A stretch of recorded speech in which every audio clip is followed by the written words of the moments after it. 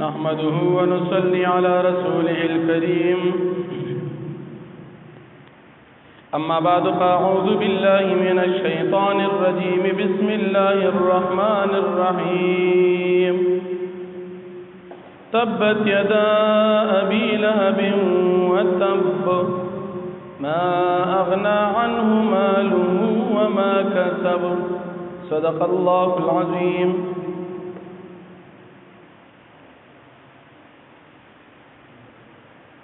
سورة لهب دیرشتم پارا دی سورت لہب وی زکچی پدی سورت کی دا ابو لہب ذکر دی.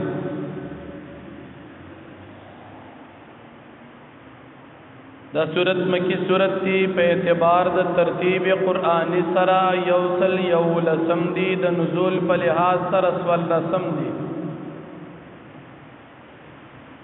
پدی سورت کی یورکو پنز آیاتون دی.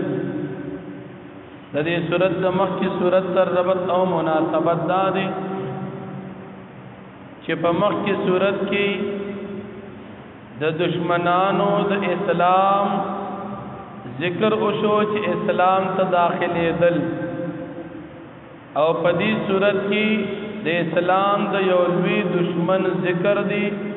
چی پخپل کفر باندی برقرار پاتشو. شان نزول دا دی صورت داسی دی دا نبی علیہ السلام یو ترو چی داغنمو عبد العزا او دا رنگ نا دیر زیاد سورو نو دا دی دیر سوروالی دا وجنا مشورو پا ابو لہب باندی لکا خلقوی سم دا اور بچی تیزوالی کی نو دا رنگ دا سور دا اور پشانو نو دی مشور شو یعنی دا اور پلار لہب دا اور لمبو توی. نو پا ابتدا دے اسلام کی چکل نبی علیہ السلام تا آیت نازل شو وانذر عشیرتک الاقربین خپل قبیلہ نزدې رشتداران اللہ نا اویروا. نو یورز نبی علیہ السلام د صفا غنڈے تا اغتو اعلانو کو آوازو کو اے قریش تاسو راشی یو پیغام در کو خلق زر زر رالل چمنگ تسوی. نبی علیہ السلام دی تووی کچر عزت تاسو توویم چه دا دیغر نا آغی طرف تا خلق پا تاسو حملہ کی تاسو منی بھئی بلکل منو تاخو چرتا دروغ ندیویل رشتون سڑی منگی منو وی خز تاسو توویم چه دا قیامت یو لوی روز را روان دا و پاغی که دا اللہ عذابونی دا غین او یریگی ایمان روڑی. نو پدی رشتہ دارانو دا نبی علیہ السلام کی ابو لہب ناستو فوراً دی راپاسی دو او دیر گستاخی دا نبی علیہ السلام اکڑا او سیوی تبا لکا الہادا جماعتا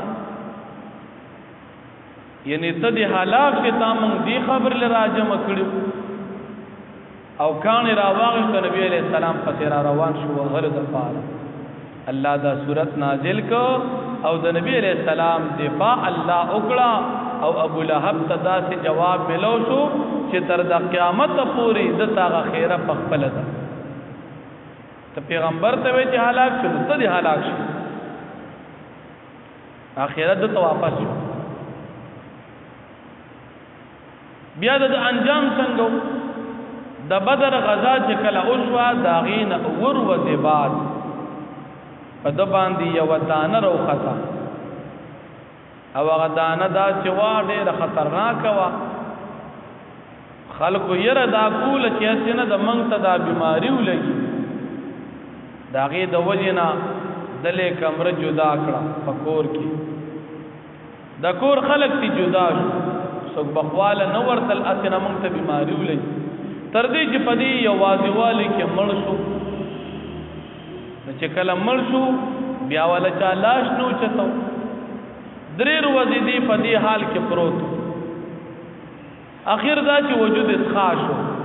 او بیا شروع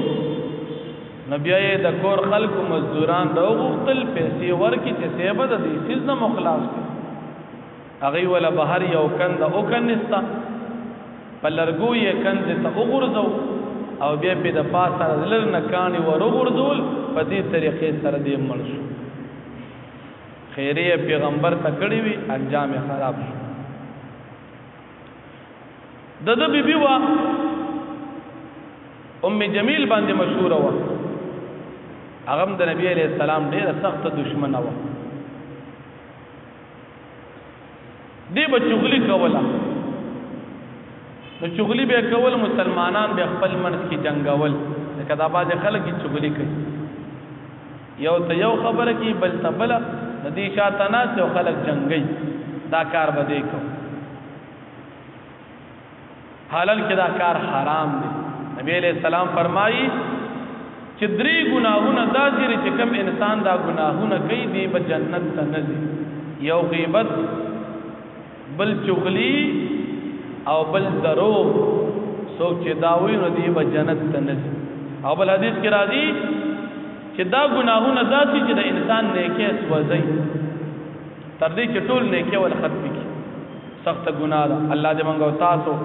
د دې ټول ګناهونه اوساتي او که تر اوسه مکړي الله پاک دې مونږ تاسو ته معاف کړي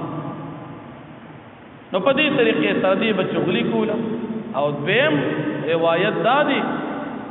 چې دې به ازغی راجم کول غنی ازغی او چې په کوم لار به نبی علیہ السلام دنو پاغه به اچول چې د نبی علیہ السلام په خو مبارکو کې لاړ شي الله جل شانه د دې هلاکت ذکر کو چې د دې په غاړه کې به د قیامت پورز د اوسپنی د سکروټي پشان رسېوي او مرتبه اچول شي نو الله جل شانه فرمایي تبت یدا ابي لهب وتب هلاك دي شي دواړه صد ابو لهب او هغه دم برباد شي او دې کې د خپل نوم ذکر نشو عبد العزى ذکر د نوم دا شرکی نوم دی عبد العزى د عزى بندا د عزى خو بندني نو دل سره د هغه نوم ذکر شو چې هغه باغې باندې دی مشهور دی شرکی نه دی ابو لهب ما اغنا عنه ماله وما كسب فیدا ور نکړه د مال او هغه سوچ د ګټلیو دنیا کې څه ګټلیو مالداری وا هغه څه پیدا ور نکړه سيصلا نارن ذات لهب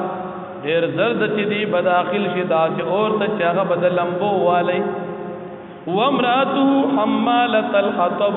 او خزد د اوچتون کې د خشاک وا دلته خشاک نه مراد نیکه سوځول چې هغه چغلی کول او یاد نه مراد هغه ازغری چې نبی علیہ الصلوۃ والسلام ته بلار کې اچول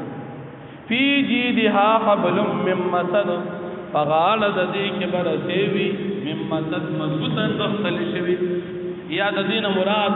تفاسیر لیکي چې هغه به د اوسپنی توقل د قیامت پر ورځ هغه ولا مړې تاسو الله پاک دې موږ تاسو د دنیا او د آخرت د عذابونو